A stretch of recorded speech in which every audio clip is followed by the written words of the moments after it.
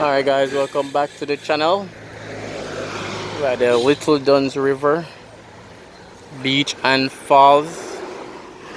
This is outside of Ocho Stone, very close to Duns River Falls. So this is a free beach, free falls, Little Duns River. Lots of people here today.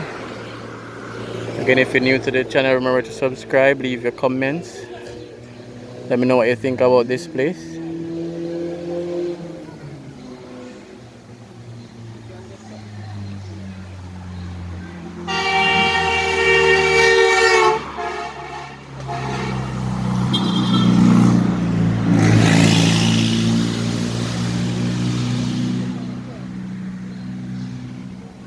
So again, like the video, Little Duns River, Ocho Rios.